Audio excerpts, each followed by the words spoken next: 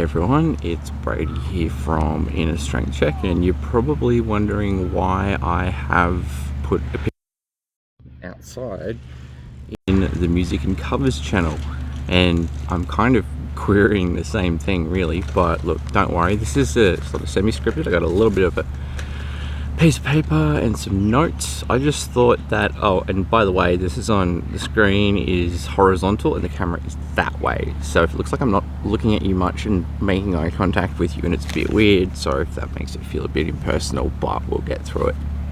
Got my caffeine, oh god, and after this I might just go do a bit of just record around me, my surroundings, because this is me, this is Inner Strength Check in the wild. I'm here on the lovely Bellarine Peninsula.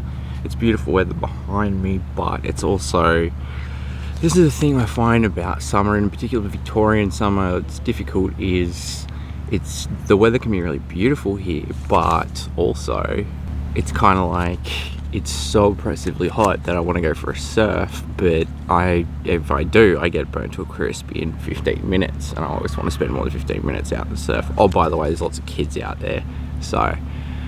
And also, ironically, I've been waiting about a month for an offshore wind to come so I can actually do a surf, and it's swung offshore across the bay here on the one time I actually thought I'd be brave and do it. So that's interesting.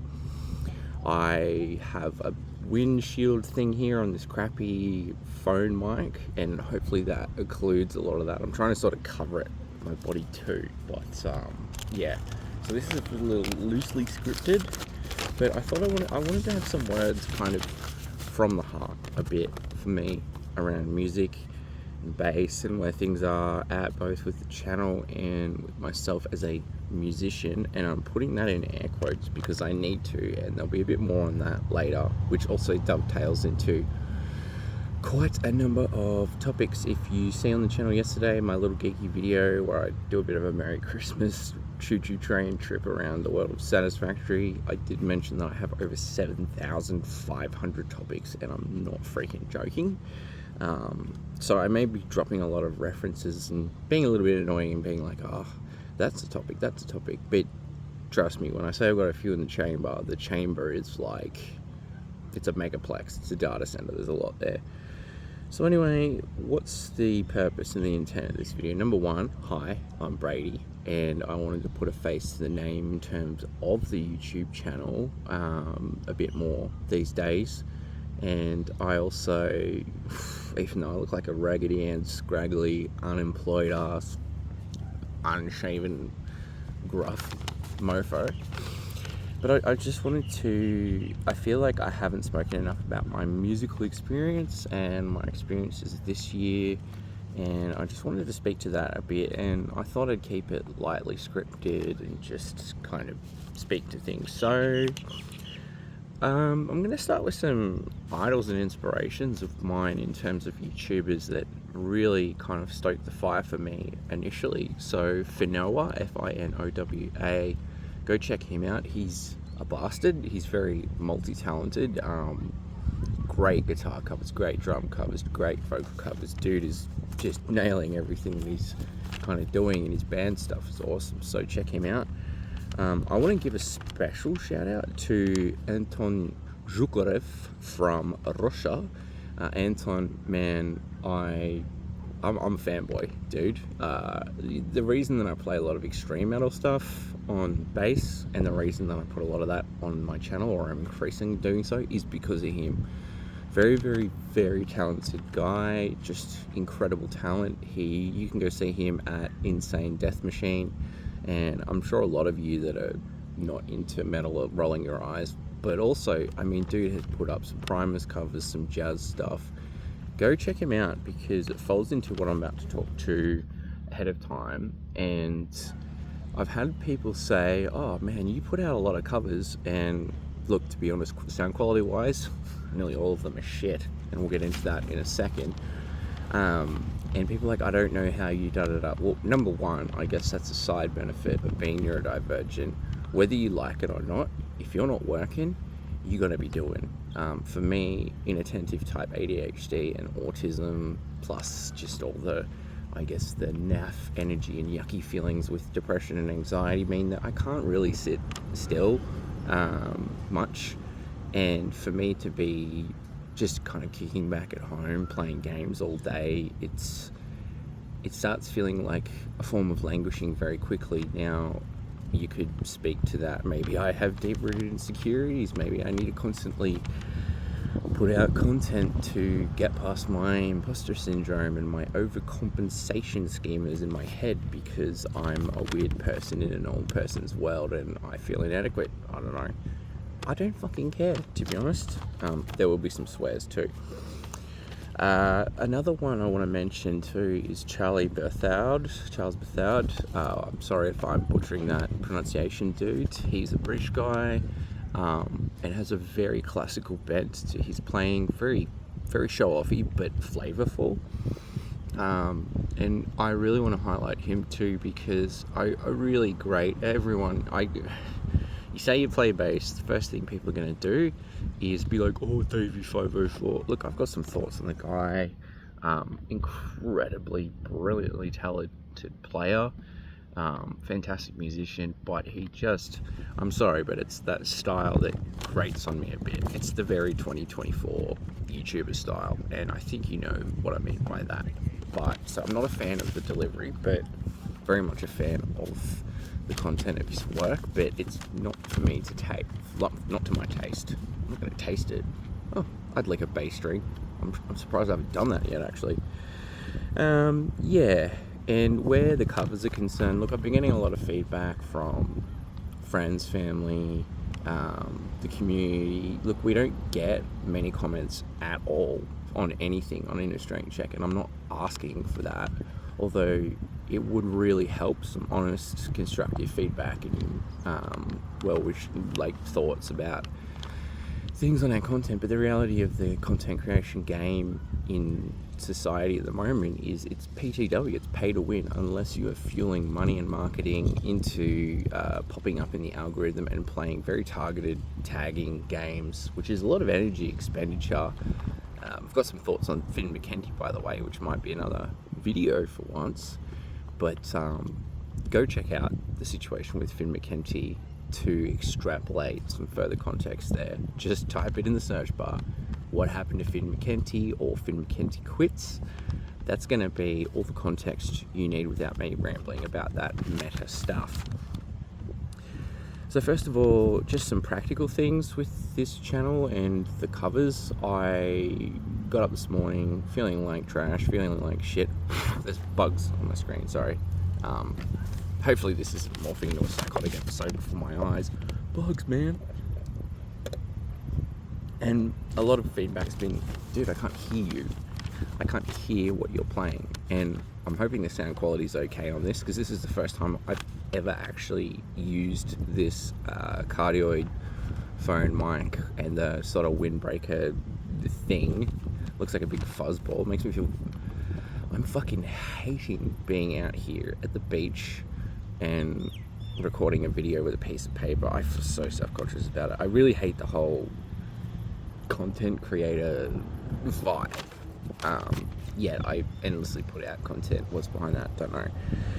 But anyway, I went through my channel and kind of start to finish, and one of the first cover I put up actually was Immutable Dusk by Pelican, and that was a really good first one to go back to, because number one, because it's picked and it's on my 5-string, the tone is just gorgeous. That's the kind of tone that I want from my fingerstyle playing with the fretless. So I've been really working on dialing in the tone, but admittedly it's just, the bass is so buried in the mix that I feel like I was like, okay, part of me is like, I want to put myself out there, put my process out there as raw and ugly, I guess, as it is. I don't want to sit back. I'm a real perfectionist, but a perfectionist via procrastination. So I'm not very details oriented, but I have some unrealistic standards about how I do things. And part of Inner Strength Check is, honestly, it's a bit of an exposure therapy against that. And just putting out your rawest kind of unedited effort in terms of, well, covers, for example. But at the end of the day, I kind of going back, it's unfair to me. It's unfair to me in terms of looking at that. I'm sitting there and I'm like, I can't hear this at all. And I'm not there to kind of be like, oh, look how great I am, because we'll get to it in a second. I have some big hang-ups about musicianship. But I just think, dude, like, it's kind of unfair. Like, you sat down, you learnt this song. Hello, birds. You recorded this song, and it sounds like you're muffled miming it. And I'm sure some people can appreciate just watching it. But, like, who wants to watch a bass guitar that they can't hear? Lots of tropes about bass, and people think it's boring, to which I call bullshit on so many levels. That's going to be a whole podcast episode of its own. But yeah, I'm just like, I just sort of got up this morning, put on the TV, and put on the soundbar for once, because I usually listen through headphones or in my PC. It's different acoustics, different environment, and yeah, it's more, I guess, audible there. But then just kind of like listening to it on the Bluetooth soundbar in the TV, I'm like, yeah, I knew this sucks, but damn, dude, this is just like, it's not that I don't watch or listen to things after I put them out. I don't like watching things. I won't watch this ever again. I hate listening to my voice and looking at myself talk. It just feeds into that whole, I just feel selfish or narcissistic thing. But yeah, I guess I've had a lot of kind of self-critique of the quality of the covers on this channel and the sound quality. It's like, yeah, you know what? It's kind of unfair to the bass itself. Like that Warwick Corvette, man, thank you, Nate, for giving me that instrument. It's the best instrument I've ever played. I love it so much, and it's just brought so much motivation to me this year, in a year where motivation has tanked due to aforementioned issues. And I'm like, it's not even fair on this beautiful instrument for me to be just putting out mud. So look, I don't know where I'm going with that. I think I'm just going to try things with a couple of different tacks. I'm going to try this little mic here. It has a very short cable, but I'm going to look at maybe just miking it in different spots near the amp. A common thing is, what are you doing in your post-processing? What are you doing in a DAW? To which I reply, literally nothing. And you could construe that as laziness, but digital audio workstations and video editing is a level of self-esteem issues I don't even want to get into for the purpose of this video. But there is a sort of an element of impulsivity to it too. It's like, okay, cool, that was cool, I'll put that out there. Yeah, let's just chuck it up. And the YouTube app's right here, I'm connected to Wi-Fi, boom, why not? But people have a point there. Look, I have some upcoming projects, some musical projects. You can go see my absolutely no holds barred, getting past my hang-ups, fucking terrible Trailer Park Boys themed cybercrime project, Frig Off Mr. Leahy, which, I mean, you guys probably can't hear it for shit, but both of those tracks that I put up there, that's actually me playing bass. And when I go back to listen to it, I'm like, dude, this is like, actually, like, you've transposed what sounds like 8-bit synth via bass by pure stuffing around. That's actually pretty cool. And I think, yeah, just pushing back on myself there a bit, it's like, yeah, no, that's kind of cool, man. And it led me to this sort of train of thought of going, just get past all these imposter syndrome hang-ups and just put stuff out there.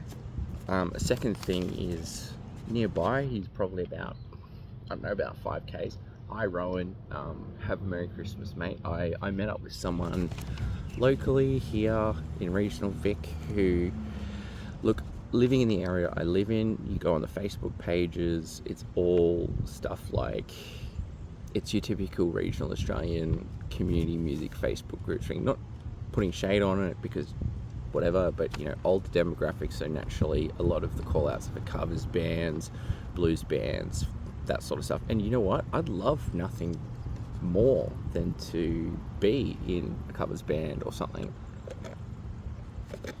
But the fact of the matter is, I live in Melbourne, and unlike you poor bastards in Brisbane, Melbourne just cops a lot of weekend gigs. So honestly, a practical reality for me of not diving into that is I can't gig on those days because I'm often going to gigs and enjoying myself.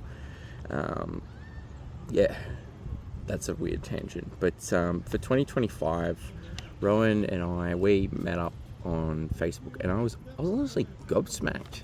I saw the words, looking for some musicians for post-rock, and I thought, here? On the peninsula? Post? Are you fucking kidding me, dude? So I jumped on that like no one's business, and we had a meet up at a hotel. Not hotel, that sounds weird. Hotel pub. I'm internationalizing it however I can, because I know a lot of Americans will be like, oh, you sound British with pub. It's a fucking pub, mate. And we just chatted, and just so many similar musical interests and goals. And that folds into the next part for me. It's kind of a hard admission for me to make. I don't feel like I'm a musician. I have massive imposter syndrome. I didn't grow up playing it. I came into it late. I started playing guitar in my early 20s. I jumped on the bass in your classic route of like, hey, let's start a no commitments thing. Well, there's a guitarist and a drummer. Well, shit, I guess I gotta pick up the bass. And I started playing, My Own Summer by Deftones. And just the feeling of playing, and I was playing with a pick to start off with, and I very quickly gravitated to fingerstyle, and I was just like, oh my god, from a sensory modulation perspective, just the grounding, the depth of it, just the richness. I know I'm sounding wank, but bass has this level of like physicality and just sonic weight that I try to play guitar. I want to play guitar. I want to play more guitar to write some theory. I want to do some guitar covers. Y'all guitarists out there are going to be like, well, bass is boring. Dude, I find guitar boring. And I've played all sorts in guitar, everything from post-rock, opeth, extreme metal, jazz. I've tried it all. And honestly, it bores me. And I really do think it's that process of just sitting in the pocket mixed with a little bit, but not overly so, harmonics, melody, that kind of thing that bass brings. You're really in a unique position when playing the bass, and I'm actually kind of grateful for it, because you get to muck around with tones, arpeggiation, that kind of thing. And I heretofore to my previous thing of being like, I'm not a musician, which is bullshit, by the way. I'm playing music. I'm talking about being in bands. I'm creating music. It's a hang up.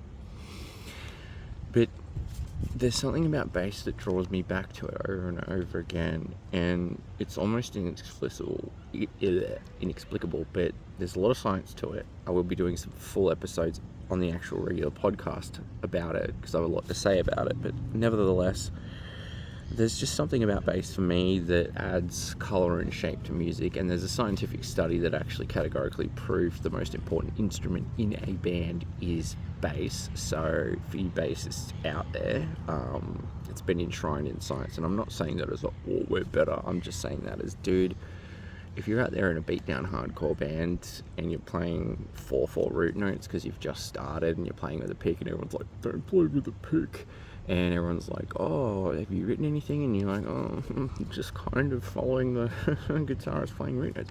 Keep going, guys, because there's this, it's almost like this, I feel cheeky playing bass, especially in a band. It's like you've got this whole sonic room of real estate in the hertz, megahertz, whatever frequency spectrum. It's your playground, and guitarists can come in and try and fuck around, so can keyboardists, but it's you and the drummer, and it's just so cool, because it's kind of like I feel like when you're playing bass live, you're almost playing it in a third person perspective. It's cool. You're sort of like, you're hitting the notes, and because everyone else is in that upper register, it's almost like you're sitting back and just driving the tsunami alongside the drummer, and you're kind of the background shockwave that generated the wave, so to speak. But you get to watch the entire wash of musical destruction in a good way. So it's kind of cool. You kind of kick it back, you're watching it all unfold, and you're watching the audience reaction, but you don't have that added pressure, which is very helpful for me, for someone with many insecurities as a musician and as a person. Massive imposter syndrome. And yeah, so despite all my hang-ups, I kind of stick in there, and having this kind of mix of, I'm doing a bit of ambient electronica at the moment. I'm actually thinking of moving into bass with that, really slowing down some tempos. It just playing a bit of engaging the fundamental and going, no, bro. You don't have to play everything quadruplets, 4-finger, gallop thrash, even though that's all I want to play, because, oh my god, dude, playing thrash on bass is like... I love playing thrash on guitar, but I just can't help myself. I have to go back to thrash on bass. So this is all going around in many sorts of tangents. So for me, post-rock and ambient is an opportunity to refine my theory. I get very, as a neurodivergent, I'm very prone to option paralysis, all or nothing thinking.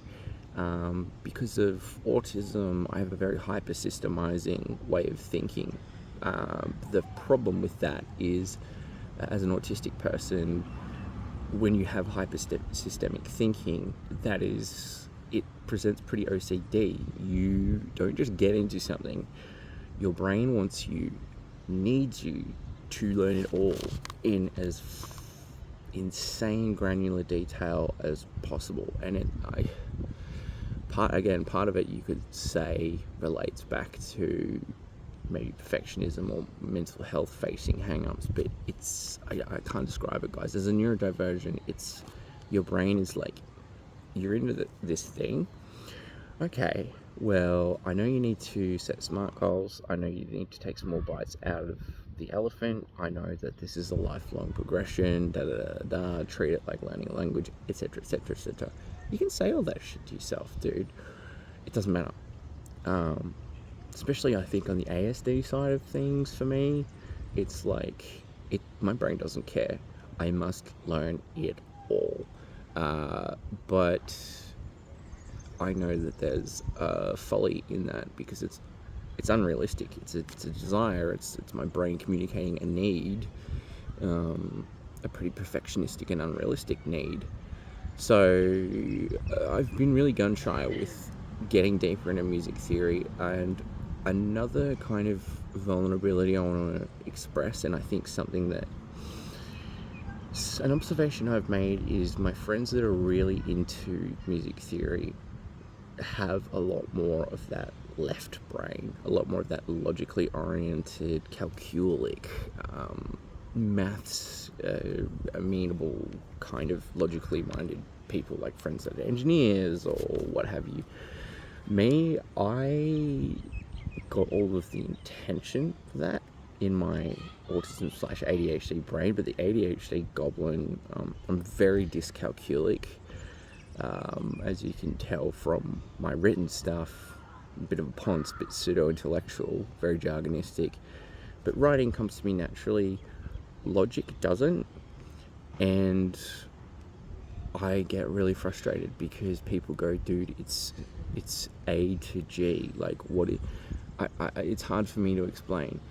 I've been playing bass for 11 years, and every time I pick it up and play, every time I have charts on the wall to remind me. I've written it on whiteboards, that say, for instance, there's no sharp or flat between B and C.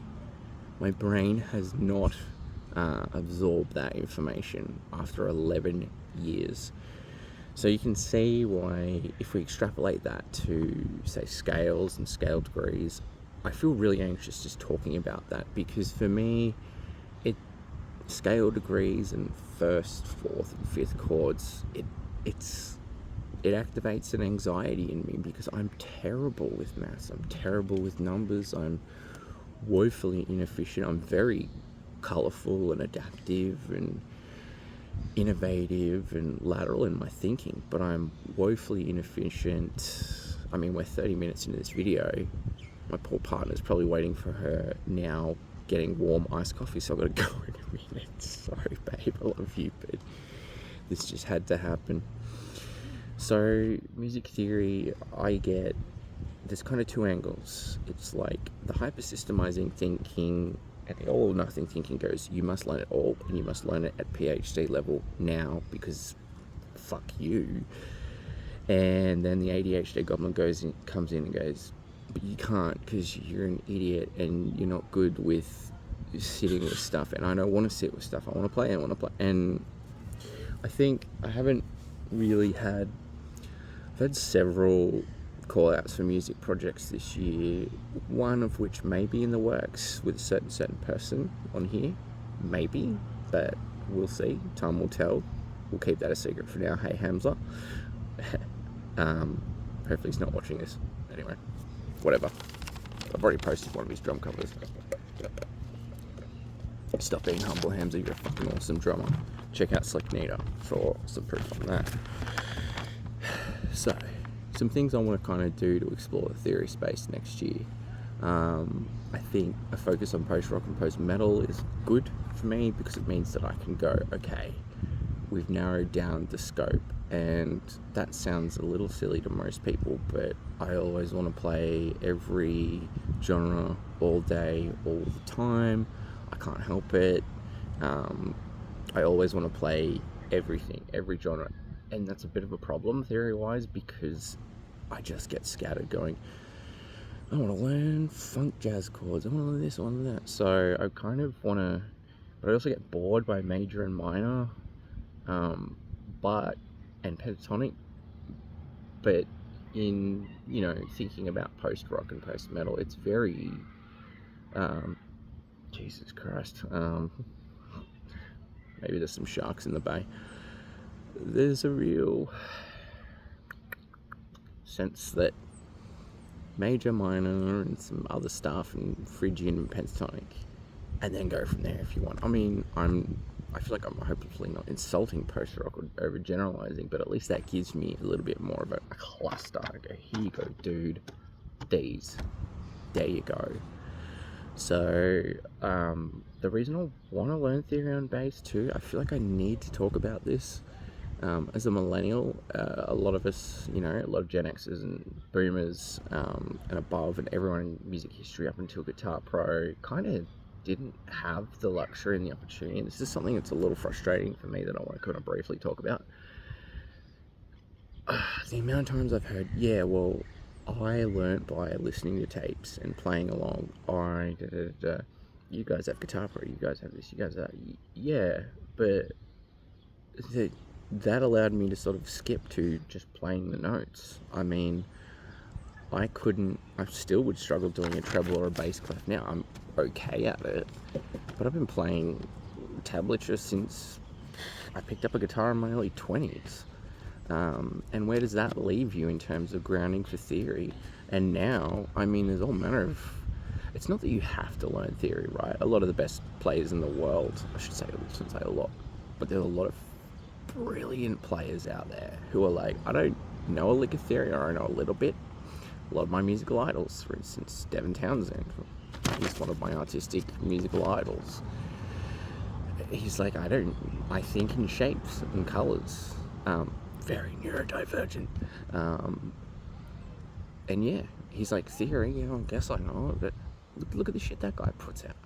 And the broad musical palette and spectrum, and this isn't me wanting to kind of restrict myself, but the other part of it is, I find with bass, sitting there playing covers, yeah, it's good, it's fun, and I'll continue doing it a lot, too much.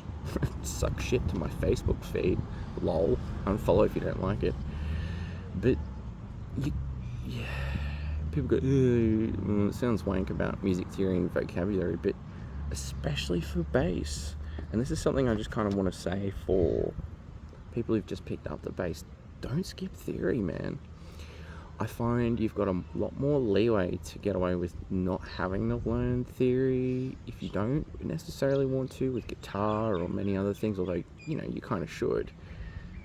But really, if you don't want to be stuck going, okay, I got roots, I got roots, I've got thirds, fifths, and octaves. Cool. Dum, dum, dum, dum. Guess I'll follow the guitar. If you want to branch out of that, and if you want to really just kind of add in some of that nice, sneaky, warm, subtle additional stuff live or in your own music where people go, that song's awesome, and you're kind of sitting back going, that little sort of flat I put in there, yeah, I'm pretty proud of that. It's just one note. I didn't have to wank all over the song and jizz everywhere. Yeah, the birds are after me. We'll wrap this up in a second.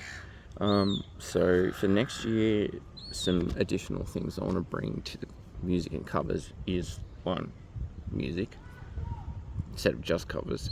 And I'm thinking I might do some backing tracks, might create some ambient electronic backing tracks and just jam along to those. I might do some, vulnerable practice session stuff where I just go drum loop, scale, let's see what comes out of it, and you guys can rip and tear into it if you want. FOML, which is my, again, citing Devin Townsend, it's just my strapping young lad. It's just, I've got a lot of anger in me about the state of things. Let's just boil it down into something, and apparently that's electronic grindcore themed on Trailer Park Boys, but hey, I ain't judging. So ultimately, the TLDR at the end of the day is what you can expect from the channel next year. Hopefully isn't just more covers. On that note, there's going to be a lot more covers. If you would like to request a cover, because of the specific software I'm using, until I get my head around DAWs and properly learn rigging that up and timing that up with Guitar Pro 8, which I got for myself. It's kind of a present on Black Friday because I haven't had Guitar Pro since 6 and it's time to upgrade. And damn, there's some good features in the new Guitar Pro. This is not a paid shill. I don't get money from this. I pour money into this. Well, not pour, but but so I want to kind of work on that more, and I want to use the direct input more, work more with tones, actually start learning some proper synthesizer stuff to really dial in some weird sounds of my own on my multi-effects to make the fretless even weirder. And so some things to expect from next year. More covers, and on that note, like I said, we actually have a ISC request covers link, which I'll put in the notes here. If you would like something requested, it's a huge spreadsheet. I don't make any apologies for that. I think it's 2,500 songs, and that's edited down from 5,000 because I'll never cover that many songs in my lifetime. But please shoot us an email at innerstrengthcheck@gmail.com. Hamza is a drummer and a fantastic one at that, so I'm just going to be cheeky and say if you want Hamza to do some drum covers on his channel, which I can also upload here, let us know. As I get better in editing, I might even play along to some of his drum covers and try and edit that in. So that's a few things. Maybe if Rowan is okay with it, I'll show some previews of my post-rock stuff, although I might just make my own sort of side tangent stuff, more of my unlistenable to anyone but freaks like me, electronic grindcore, some ambient electronic. So ultimately at the end of the day, I'm putting this out there to be vulnerable, to give a face to the name, to talk about my bass journey this year, and it's kind of a precursor to a lot of topics because I really, at the end of the day, like I said, I could sit here all day and talk about bass. I am so surprised day in, day out of how much I love playing bass. I truly love it, and I think you have to be a bassist to understand that. And if you try bass and you don't get it, that's okay. There's plenty of other instruments and plenty of other hobbies, but I think only the bassists out there really are going to get what I mean. And I'm going to do more episodes on that, and I'm going to speak to the actual science of that from a neuropsychology perspective, because I want to get geeky with it, because I'm a fucking nerd. Yeah, I might put up some more covers today.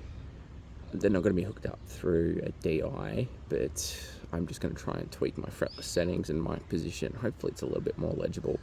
What I'll start with in terms of covers is, rather than doing new ones, I'm going to go and re-record a whole slew of them, including the Pelican covers, Tame Impala, because that Mind Mischief cover, for some reason, the camera decided to get into camera mischief, and it was like, which is great if you're stoned, which I'm assuming if you're a Tame Impala fan, there's a fair chance you probably are when you're watching it.